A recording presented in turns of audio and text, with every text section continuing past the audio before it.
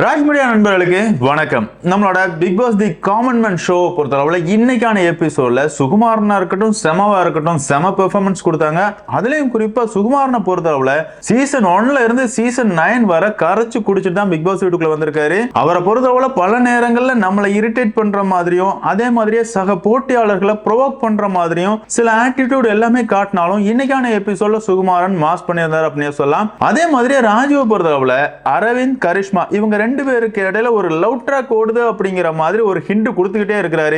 எப்பா இந்த big pass நிகழ்ச்சியில தான் வராத காதல் வந்துருச்சு அப்படிங்கிற மாதிரி ப்ரோமோ கட்லாம் போட்டு காதலை உண்டு பண்ணுவீங்கன்னு பார்த்தா இந்த காமன் மேன் ஷோலையும் இந்த காதல் தேவையா அப்படிங்கிற மாதிரி தான் இருக்குது. அதே மாதிரியே ஜெய்சன் பண்ணா தப்பு, அவனுக்கு பாயிண்ட் கிடையாது. அதே நேரத்தில் முனியமா பண்றது தப்பே கிடையாது, அவங்களுக்கு பாயிண்ட் அப்படிங்கிற மாதிரி சில வேலைகள் எல்லாமே நடந்திருக்குது. அப்படி இன்னைக்கான எபிசோட்ல என்னெல்லாம் நடந்துச்சு அப்படிங்கறத இந்த வீடியோல பார்க்க போறோம். வீடியோக்குள்ள போறதுக்கு முன்னாடி நம்ம சேனலுக்கு நீங்க புதுசா இருந்தீங்க அப்படின்னா மறக்காம சப்ஸ்கிரைப் பண்ணிருங்க. வாங்க வீடியோக்குள்ள போலாம். அதாவது இன்னைக்கான எபிசோட பொறுத்தளவுல கேள்விக்கு என்ன பதில் அப்படிங்கிற மாதிரி ஒரு டாஸ்க் நடந்துறாங்க. இருக்கிற 22 போட்டியாளர்களும் 3 குழுக்களா பிரிஞ்சு உட்கார்ந்து இருக்காங்க. இவங்களுக்கு நடந்து முடிஞ்ச சீசன்ல இருந்து கேள்விகள் கேட்கப்படுது. இந்த கேள்விகளுக்கு சரியான பதில் தெரிஞ்ச அந்த குழுல இருந்து ஒரு போட்டியாளர் ஓடி வந்து பஸ்ஸர் அடிக்கணும். பஸ்ஸர் அடிக்கிறவங்க சரியான பதில் சொன்னாங்க அப்படின்னா அந்த குழுவுக்கு ஒரு மதிப்பெண். அதே நேரத்தில் அவங்க தவறான பதில் சொல்லிட்டாங்க அப்படின்னா அவங்களுக்கு -1 அப்படிங்கிற மாதிரி ஒரு டாஸ்க் நடத்துறாங்க. அதே மாதிரி டாஸ்க் தொடங்குறதுக்கு முன்னாடியே எப்பா 22 போட்டியாளர்கள் இருக்கிறீங்க, இந்த 22 பேர்ல இருந்து 2 நபர்கள் இன்னைக்கான எபிசோட்ல வெளியேறதுக்கான வாய்ப்புகள் அதிகமா இருக்குது அப்படின்னு சொல்லி தான் டாஸ்க் ஸ்டார்ட் பண்றாரு. அந்த வகையில நடுவர்களை பொறுத்தவரை முதல் கேள்வியா இதுவரையா பிக் பாஸ் நிகழ்ச்சியில கேப்டனே ஆகாம டைட்டில் வின் பண்ணது யாரு அப்படிங்கிற கேள்வியை கேட்கிறாங்க. இந்த கேள்விக்கு அபிநயாவும் சரண்யாவும் ஓடி வந்து பஸ்ஸர் அமுக்குறாங்க. இதுல முதல்ல பஸ்ஸர் அமுக்குனது அபிநயா தான். அவங்க கிட்ட ஆன்சரை கேட்டு அவங்க என்ன சொல்றாங்க அப்படின்னு பார்த்தோம்னா திவ்யா கணேஷ் அப்படிங்கிற மாதிரி பதில சொல்றாங்க. என்னம்மா அந்த அம்மா கேப்டன்சில என்னெல்லாம் பண்ணாங்க அப்படிங்கறதெல்லாம் நீ பார்க்கலையா அப்படிங்கிற மாதிரி தான் இருந்துச்சு. அதுக்கப்புறம் பார்த்தோம் அப்படின்னா சரண்யா கிட்ட கேட்கறாங்க. சரண்யாவை பொறுத்தவரை ராஜு சீசன்ல ராஜு வந்து கேப்டனே ஆகல, இருந்தாலும் அந்த சீசனோட டைட்டில் வின்னர் ராஜு தான் அப்படிங்கிற மாதிரி சரியான பதில சொல்றாங்க. அடுத்த கேள்வி என்ன அப்படின்னு பார்த்தோம்னா பிக் பாஸ் வீட்டுக்குள்ள சக போட்டியாளர் மேல குப்பையை போட்ட நபர் யாரு அப்படிங்கிற கேள்வியை கேட்கறாங்க. இந்த கேள்விக்கு முதல்ல பஸ்ஸர் அமுக்கிறது சுகுமாரன் தான். சுகுமாரனை பொறுத்தவரை ஐஸ்வர்யா தத்தா தான் தாடி பாலாஜி மேல குப்பையை கொட்டினாங்க அப்படிங்கிற மாதிரி தெளிவான பதில சொல்றாரு. அதுக்கு அடுத்ததா பார்த்தோம் அப்படின்னா பிக் பாஸ் வரலாற்றுல முதல்ல ரெட் கார்டு வாங்கின நபர் யாரு அப்படிங்கிற கேள்வி கேட்கப்படுது. இந்த கேள்விக்கு நம்மளோட ஜெய்சன் தான் முதல்ல பஸ்ஸர் அடிக்கிறாரு. ஆன்சரும் கரெக்டா சொல்றாரு. அதாவது மகத்துக்கு தான் முதல் ரெட் கார்டு கொடுக்கப்பட்டுச்சு அப்படிங்கிற மாதிரி சரியான பதில சொல்றாரு. அந்த வகையில் அவரோட டீமுக்கு ஒரு பாயிண்ட் கிடைக்குது. அதுக்கப்புறமா ஆரிய பொறுத்தவரை எப்பா 3 டீமா உட்கார்ந்து இருக்கீங்க, 3 டீமும் ஒவ்வொரு பேரை வைங்க, நீங்களே உங்க டீமுக்கு பேர் வைக்க கூடாது, எதிரணி தான் உங்க டீமுக்கு பேர் வைக்கணும் அப்படிங்கிற மாதிரி சொல்றாரு. அந்த வகையில ஒவ்வொரு டீமும் எதிரி டீமுக்கு பேர் வைக்கிறாங்க. அதாவது டுபாக்கூர் கூட்டம் அப்படிங்கிற மாதிரி ஒரு டீமுக்கு பேர் வைக்கிறாங்க. இன்னொன்னு பார்த்தோம் அப்படின்னா வெறும் வாய்ச்சவுடால் அப்படிங்கிற மாதிரி பேர் வைக்கிறாங்க. இன்னொன்னு வந்து ஆட்டு மந்தை அப்படிங்கிற பேர் வைக்கிறாங்க. அதாவது பிக் பாஸ் நிகழ்ச்சியை செமையா பார்த்திருக்காங்க அப்படிங்கிறது இவங்க வச்ச பேர்ல இருந்தே நமக்கு தெரிஞ்சு அப்படின்னு சொல்லலாம். ஆமா தானங்க, பிக் பாஸ் வீட்டுக்குள்ள ஆட்டு மந்தைகளா சில போட்டியாளர்கள் இருப்பாங்க. பல பேர் பொய்ய மட்டுமே சொல்லி உருட்டிக்கிட்டு இருப்பாங்க டுபாக்கூர் மாதிரி. இன்னொரு செட் பார்த்தோம் அப்படின்னா 400 ரவுடிதான் அப்படிங்கிற மாதிரி வாய்ச்சவுடால் விடுற வீரர்களும் இருக்கதான் செய்வாங்க. அந்த வகையில இவங்க வச்ச பேர் வந்து பிக் பாஸ் நிகழ்ச்சிக்கு ரொம்பவே ஆப்டான பேரா இருந்துச்சு அப்படின்னு சொல்லலாம். சரி, அடுத்த கேள்வியா ஸ்மால் பாஸ் எந்த சீசன்ல அறிமுகப்படுத்தப்பட்டுச்சு அப்படிங்கிற ஒரு கேள்வி கேட்கறாங்க. இந்த கேள்விக்கு செம வந்து சரியான பதில சொல்றாங்க. அதாவது சீசன் 7ல தான் ஸ்மால் பாஸ் வந்து அறிமுகப்படுத்தப்பட்டுச்சு அப்படிங்கிற சரியான பதில கொடுக்கறாங்க. உண்மையாவே செமாவை பொறுத்தவரை அவங்க ஆன்சர் சொல்றதா இருக்கட்டும், அதுக்கப்புறமா அவங்க பண்ற ஆட்டிடியூடா இருக்கட்டும் பார்க்கிறதுக்கு கொஞ்சம் கியூட்டா இருக்குது அப்படின்னு சொல்லலாம். அடுத்த கேள்வி என்ன அப்படின்னு பார்த்தோம்னா பிக் பாஸ் வந்து யாரை தன்னோட சிஷியனா ஏத்துக்கிட்டாரு அப்படிங்கிற கேள்வியை முன்வைக்கிறாங்க. இதுல முதல்ல பஸ்ஸர் அடிக்கிறது நம்மளோட ஜெய்சன், ரெண்டாவது அபிநயா வந்து பஸ்ஸர் அடிக்கிறாங்க. அந்த நேரத்தில் ஜெய்சன் வந்து பஸ்ஸர் அடிச்சதுக்கு அப்புறமா அவங்க டீம் கிட்ட ஆலோசனை பண்ணிட்டாரு அப்படிங்கிற மாதிரி ஒரு சர்ச்சை போகுது. அதனால ஜெய்சன் பதில கேட்காம அபிநயா நீங்க பதில சொல்லுங்க அப்படின்னு சொன்ன உடனே அபிநயா பொறுத்தவரை சாண்டி மாஸ்டரோட பேரை சொல்றாங்க. இதுல நமக்கு ஒரே ஒரு மாற்று கருத்து இருக்கு அப்படின்னு சொல்லலாம். ஆமாங்க, ஒரு டீமா விளையாட சொல்லும் போது டீமுக்குள்ள ஆலோசனை பண்றதுல என்ன தவறு இருக்குது அப்படிங்கிறது தெரியல. அதே மாதிரி தான் இன்னைக்கான எபிசோட பொறுத்தவரை முனியம்மா கிட்ட ஒரு கேள்வி கேட்கறாங்க. அதாவது டைரக்டா ஃபைனலுக்கு போறதுக்கு பிக் பாஸ் வீட்டுக்குள்ள ஒரு டாஸ்க் வைக்கப்படும், அந்த டாஸ்கோட பேர் என்ன அப்படிங்கிற மாதிரி கேட்கறாங்க. முனியம்மாவுக்கு ஆன்சர் சொல்லி கொடுத்தது யாரு அப்படின்னு பார்த்தோம்னா அரவிந்த். அத அரவிந்தே அந்த இடத்துல கையை தூக்கி ஒத்துக்கிறாரு. இருந்தாலும் முனியம்மா சொன்னது சரியான பதில் அப்படிங்கிற மாதிரி முனியம்மாவுக்கு பாயிண்ட் கொடுக்கறாங்க. எப்பா முனியம்மாவுக்கு மக்கள் மத்தியில ஆதரவு இருக்குது அப்படிங்கிறது எல்லாம் ஓகே தான். அதே நேரத்தில் ஒரு டாஸ்க்னு வந்துட்டா ஒரு ஆளுக்கு அன்ஃபேரா நடந்துக்கிறது தப்பு தானே. ஜெய்சன் பண்ணது தப்புன்னா அந்த இடத்துல முனியமா பண்ணதும் தப்பு தான். ஆனா ஜெய்சன் பண்ணது தப்பு அப்படிங்கிற மாதிரி கண்டிக்கப்படுது, முனியமா பண்ணது தப்பு இல்ல அப்படிங்கிற மாதிரி கடந்து போகப்படுது. இது எந்த விதத்துல நியாயம் அப்படிங்கிறது எனக்கு புரியல. அடுத்ததா கவினை கண்ணத்துல அரைஞ்சது யாரு அப்படிங்கிற ஒரு கேள்வி கேட்கப்படுது. இதுக்கு சுகுமாரன் வந்து ஓடி வந்து பஸ் அடிச்சிருக்காரு. அடிச்சது மட்டும் கிடையாது, கவினை அடிச்சது அவரோட நண்பர் வந்து பிரதீப் ஆண்டனி தான் உள்ள வந்து கண்ணத்துல அரைஞ்சாரு அப்படிங்கிற மாதிரி சரியான பதில சொல்றாரு. ஆனா இந்த சுகுமாரனோட பல ஆட்டிடியூட பார்க்கும்போது அப்படியே அசீமா காப்பி பண்றாரோ அப்படிங்கிற ஒரு ஃபீல் வருது அப்படின்னு சொல்லலாம். அடுத்ததா பிக் பாஸ் வீட்டுக்குள்ள போட்டியாளர்களோட குடும்பம் எல்லாம் வரும்ல, அந்த டாஸ்கோட பேர் என்ன அப்படிங்கிற மாதிரி கேள்வி கேட்கறாங்க. அதுக்கு செம வந்து சரியான பதில சொல்றாங்க. அதாவது அந்த டாஸ்கோட பேர் வந்து ஃப்ரீஸ் டாஸ்க் அப்படிங்கிற மாதிரி சொல்றாங்க. அந்த வகையில செமாவோட டீமுக்கு ஒரு பாயிண்ட் கிடைக்குது. அடுத்த கேள்வியா, பிக் பாஸ் நிகழ்ச்சியில இதுவரை 4 பேர் வந்து பணப்பெட்டி எடுத்திருக்காங்க. அந்த 4 பேரோட பேர் என்ன அப்படிங்கிற மாதிரி கேக்குறாங்க. சுகுமாரன் டக்குன்னு ஓவராலோட பேரை சொல்றாரு. அடுத்ததா சீக்ரெட் ரூம்ல இருந்த முதல் போட்டியாளர் யாரு அப்படிங்கிற கேள்வி கேட்கப்படுது. அதுக்குமே சுகுமாரன் வந்து கரெக்டான பதில, அதாவது சேரன் சார் தான் முதல்ல இருந்தார் அப்படிங்கிற மாதிரி பதில சொல்றாங்க. அடுத்த கேள்வி என்ன அப்படின்னு பார்த்தோம்னா, முதல் சீசனோட முதல் கேப்டன் யாரு அப்படிங்கிற கேள்வி கேட்கப்படுது.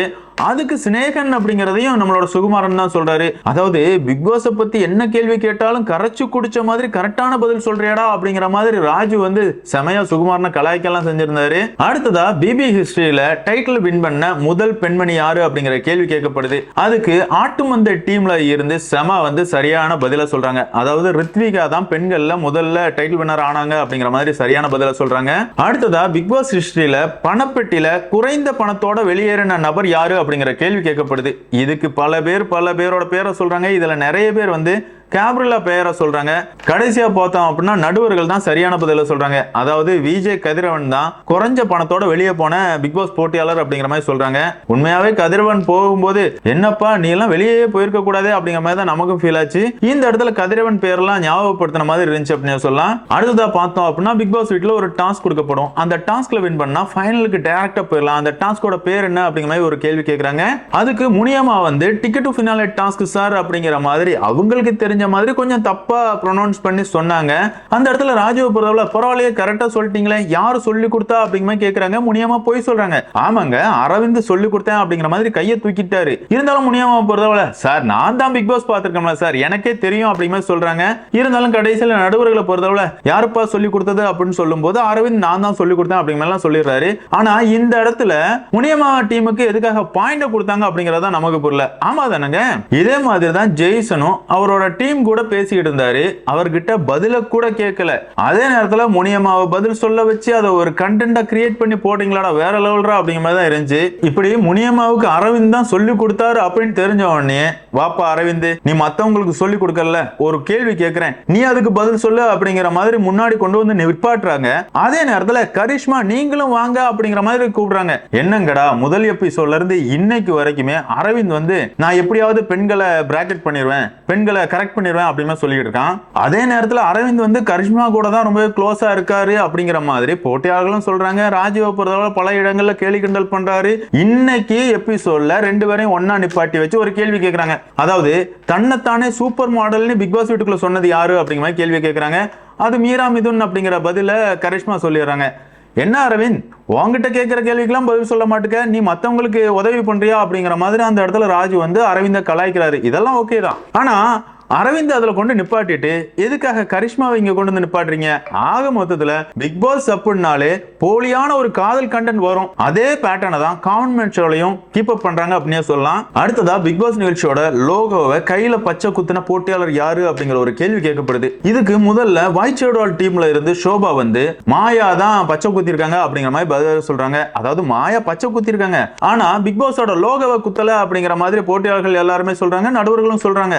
அடுத்ததா ஆட்டுமந்தை டீம்ல இருக்கிற ஹைட் கார்த்தியை பொறுத்தவரை சார் ரித்விகா தான் சார் டாஸ்க்ல அவங்க வந்து பிக் பாஸ் லோகோவை கையில பச்சை குத்திக்கிட்டாங்க அப்படிங்கிற மாதிரி சரியான பதில சொல்றாரு. அடுத்ததா பார்த்தோம் அப்படின்னா பிக் பாஸ் வரலாற்றிலேயே ஒரு சீசன்ல அதிகப்படியா நாமினேட் செய்யப்பட்ட போட்டியாளர் யாரு அப்படிங்கிற ஒரு கேள்வி கேட்கப்படுது. அதுக்கு போட்டியாளர்கள் பல பேர் வந்து ஆரியோட பேரை சொல்றாங்க. அதே நேரத்தில் வாய்ச்சவுடால் டீம்ல இருக்கிற சரண்யாவை பொறுத்தவரை சார் ஜாக்லின் தான் சார், அவங்கள அந்த சீசன்ல 15 முறை நாமினேட் செஞ்சிருக்காங்க அப்படிங்கிற மாதிரி ஜாக்லினோட பேரை சொல்றாங்க. சரியான பதில சொல்லிருக்காங்க அப்படின்னு சொல்லலாம். அடுத்ததா திவ்யா வச்சு ஒரு காமெடி. ஆமாங்க, திவ்யாவை பொறுத்தவரை நான் பிக் பாஸ் ஷோவே பார்த்தது கிடையாது அப்படிங்கிற மாதிரி ஒரு உருட்டிக்கிட்டு இருக்காங்க. இப்ப வரைக்கும் அந்த உருட்டை அவங்க ஃபாலோ பண்றாங்க அப்படின்னு சொல்லலாம். ஆமாங்க, ஓவியா முதல் சீசன் சொல்றாங்க, ராஜுவை பொறுத்தளவுல 5வது சீசன் சொல்றாங்க, ஆரி வந்து 4வது சீசன் அப்படிங்கிற மாதிரி சொல்றாங்க. அதே நேரத்துல மாயா எந்த சீசன் கேட்டா அவங்களுக்கு தெரியாதான், 6வது சீசனா அப்படிங்கிற மாதிரி கேக்குறாங்க. எக்கா போதுங்க உன்னோட உலக மகா நடிப்பு அப்படிங்கிற மாதிரி தான் இருந்துச்சு. ஆமா தானங்க, ஒரு ஷோக்குள்ள போயிருக்காங்க, அந்த ஷோவை பத்தி எனக்கு தெரியவே தெரியாதுங்கிறாங்க. சரிப்பா தெரியாதுன்னு வச்சுக்கிடுவோமே, இருந்தாலும் நடுவர்களா 3 பேர் இருக்கிறாங்க.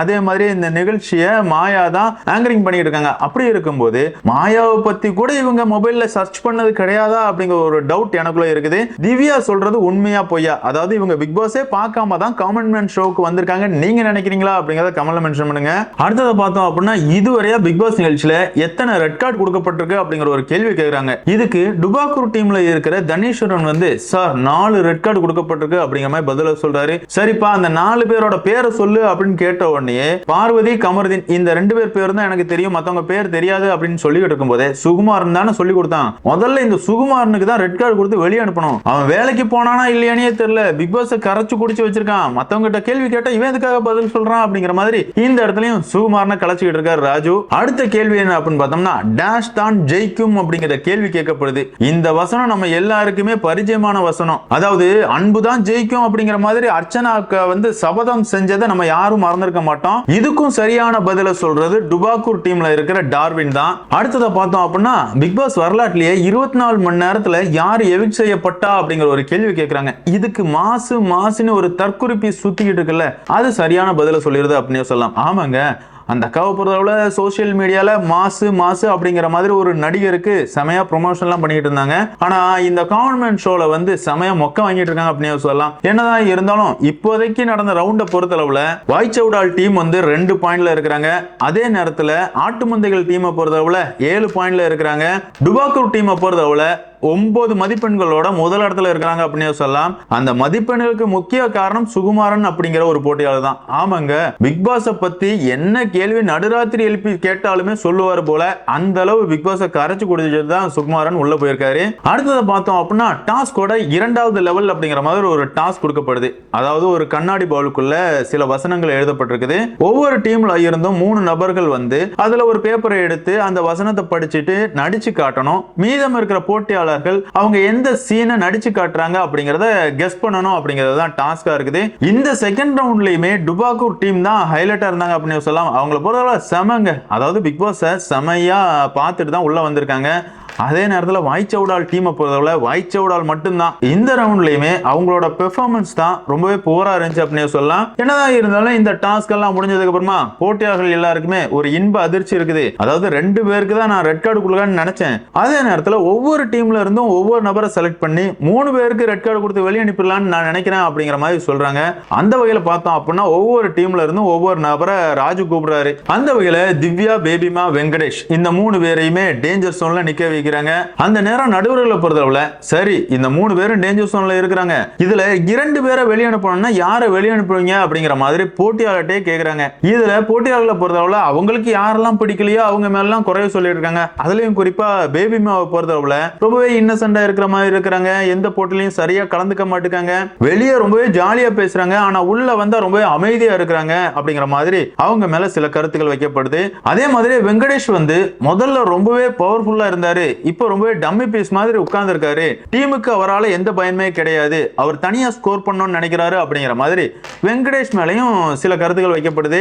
அதே நேரத்தில் திவ்யாவை பொறுத்தவரை திவ்யா வந்து ஒரு டாமினேட் பண்ணிக்கிட்டே இருக்கிறாங்க. மற்றவங்க எல்லாரையும் ரொம்பவே கம்மியா இட போடுறாங்க. அவங்களுக்கு தான் எல்லாம் தெரியும் அப்படிங்கிற மாதிரி அவங்க ஒரு மைண்ட் செட்டோட இருக்கிறாங்க அப்படிங்கிற மாதிரி அவங்க மனசுல என்னெல்லாம் எண்ணங்கள் இருந்துச்சோ அதெல்லாம் கொட்டி தேக்குறாங்க. இதை பார்க்கும்போது இது ஒரு மினி பிக் பாஸ் தாண்டா அப்படிங்கிற மாதிரி தான் இருந்துச்சு. அதே நேரத்தில் அபிநயாவை பொறுத்தவரை பேபியை பத்தி குறை சொல்றத பார்க்கும்போது எப்பா அபிநயாவுக்கு பிக் பாஸ் வீட்டுக்குள்ள இடம் கொடுங்கப்பா, அப்படி இடம் மட்டும் கிடைச்சு அப்படின்னா அபிநயா தான் இந்த சீசனோட ஜூலி அப்படியே சொல்லலாம். ஆமாங்க, அவங்கள பொறுத்தளவுல அவங்க கிட்ட இருக்கிற திறமையை காட்டுறதுக்கு அவங்க தயாரா இல்ல. மத்தவங்களை இழிவுபடுத்துறது, மத்தவங்களை ரொம்பவே தரம் தாழ்த்தி பேசுறது மட்டும்தான் அபிநயாவோட வேலையாவே இருக்குது. ஐஸ்வர்யா கிட்ட போட்டி போட்டு ஐஸ்வர்யாவை எந்த அளவு அசிங்கப்படுத்த முடியுமோ அசிங்கப்படுத்தினாங்க. அதே நேரத்தில் ஐஸ்வர்யா வெளியே போற நேரம் அபிநயாவுக்கு தரமான செருப்படி கொடுத்திருந்தாங்க. எனக்கு யாரு உள்ள போனாலும் பரவாயில்ல, அபி போனாலுமே எனக்கு சந்தோஷம் தான் அப்படிங்கிற மாதிரி சொல்லியிருந்தாங்க. அதாவது அபிநயா வந்து ஐஸ்வர்யாவை எந்த அளவு அசிங்கப்படுத்த முடியுமோ அந்த அளவு அசிங்கப்படுத்தினாங்க. இருந்தாலும் ஐஸ்வர்யாவை பொறுத்தவரை அபிநயாவை விட சின்ன பொண்ணா இருந்தாலுமே அவங்களோட பெருந்தன்மையை காட்டினாங்க. அந்த இடத்துலயே அபிநயாவோட உண்மையும் தெரிஞ்சிருச்சு. இந்த இடத்துலயுமே பேபி மேல அபிநயா காட்டின வன்மத்தெல்லாம் பார்க்கும்போது எம்மா நீ சரியான வெசப்பாடுமா, கண்டிப்பா பிக் பாஸ்க்கு ஏத்த ஆளுதான் அப்படிங்கிற மாதிரி எனக்கு ஃபீல் ஆச்சு. உங்களுக்கு அப்படி ஃபீல் ஆயிருந்துச்சு அப்படின்னா கமெண்ட்ல மென்ஷன் பண்ணுங்க. என்னதான் இருந்தாலும் எல்லா போட்டியாளர்களுமே அவங்க மனசுல இருக்கிற வன்மத்தெல்லாம் கொட்டினதுக்கு அப்புறமா நடுவர்களை பொறுத்தவரை பேபிமா உங்களை காப்பாத்துறோம் நீங்க போய் உட்காருங்க அப்படிங்கிற மாதிரி உட்கார வச்சிடுறாங்க.